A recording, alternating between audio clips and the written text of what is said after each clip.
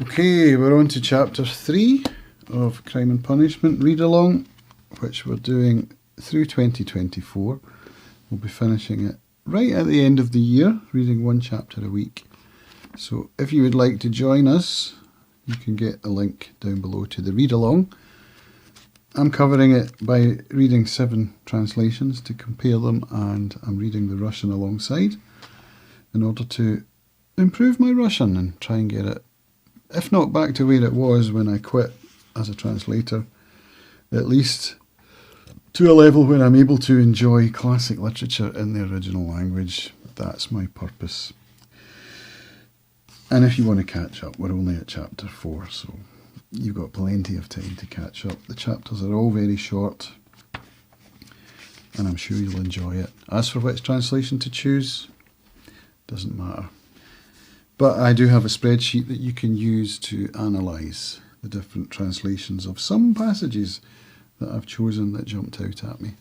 So you'll get an idea, perhaps, of which ones you like and which ones resonate with you. It's all very subjective, choosing a translation. So we left Raskolnikov having just left Marmeladov's apartment and left behind some kopecks for them, out of a sense of guilt, I suspect, or a sense of charity, magnanimity. Who knows? But he regretted leaving the kopecks behind, and then he was like, well, I can't really go back. So he doesn't. He goes back to his apartment, and that's where we find him at the start of chapter 3. So he sleeps late, and he gets woken up by his housekeeper, who brings him a pot of tea, a pot of stale tea in a cracked teapot. She calls him up, wake up, it's already past 9. So it's not that late, really. But he wakes up, she brings him the tea, and he says, go and get me a roll, get me some sausage. And she said, what about cabbage soup? Would you like some cabbage soup? And then they have a chat, and she says, you're not going out anymore? You used to go out and teach, you're not doing that. What are you doing? And he said, I'm working. She says, what kind of work are you doing? He said, I'm thinking. She's like, oh yeah, does that pay the bills, eh? So it's a nice little scene where we get some dialogue between Raskolnikov and his housekeeper. The dialogue from the housekeeper is kind of street slang, a little bit. There was no sweary words or anything, but it's quite uneducated, sort of informal speech, and it's interesting to see how the translators have dealt with that across the 7 that I'm looking at. And then the housekeeper says, well, a letter came for you. I forgot all about it. So she gives him the letter, and it's from Raskolnikov's mother, Pulcheria. And the letter, she says, is 2 pages long, tiny, small writing. And I'm like, how did you fit all of this text into 2 pages? It must have been small writing. But we get a change in style. It's his mother's writing, rather than monologues from any characters that we've met, or inner monologue from Raskolnikov.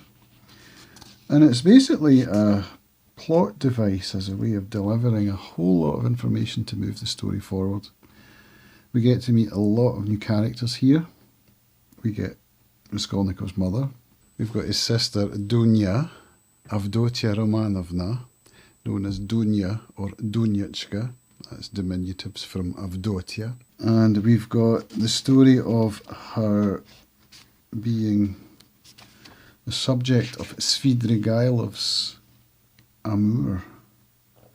Svidrigailov is someone who features quite a lot throughout the book. This is our first introduction to him, and we learn that he's quite a despicable man.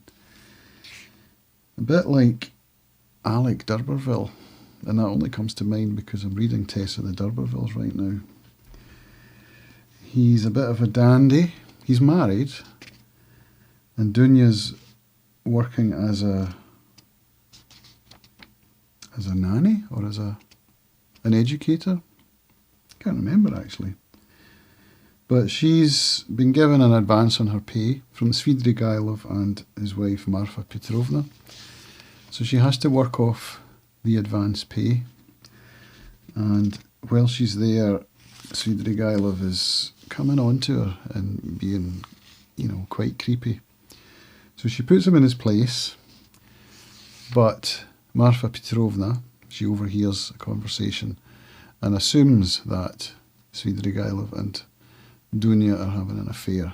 So she immediately goes to town, starts telling everyone that Dunya is having an affair with her husband, and it's pretty nasty. So that's the story. I'm not going to go through the whole story because you can read the book, but that's kind of the long and short of it. Then we get the story of how that gets turned around, because Dunya had written a letter, turns out, to Svidrigailov saying, "You're out of order." And Marfa Petrovna gets to see that letter, so she does the right thing, and she calls Dunya back, and she goes around to all the gossipy people that she's already spoken to castigate her, and then says, "I was wrong, Dunya's all right." So that's the story there. And then we get the tale of how Dunya is now betrothed to a man called Luzhin. So let's do a little analysis on the names here. Luzhin comes from the word luzha, which is puddle. Svidrigailov, we've got an explanation in the one I read this morning. Pavir and Volokonsky, I read this one yesterday. Okay, though Raskolnikov had just heard about Svidrigailov in his mother's letter for Dostoevsky and his contemporaries, the name was not unknown. In several issues of the newspaper Iskra in 1861, the doings of a wealthy provincial landowner and his minion Svidrigailov had been discussed.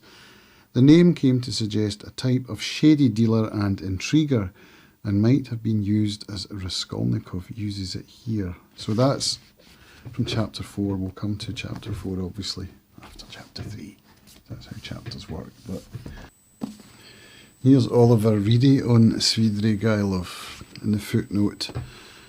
As well as being the name of the employers of Raskolnikov's sister, see part 1, chapter 3, Svidrigailov was a surname familiar to Russian readers of the 1860s from the journal The Spark, which is Iskra, where the Svidrigailov type was satirically presented as a provincial man of obscure origin with a filthy past and a repulsive personality that is sickening to any fresh, honest gaze and worms its way into your soul. And that's credited with the initials BT, which is citing Boris Tikhomirov from a book called Lazar, which I'll put notes for in the description.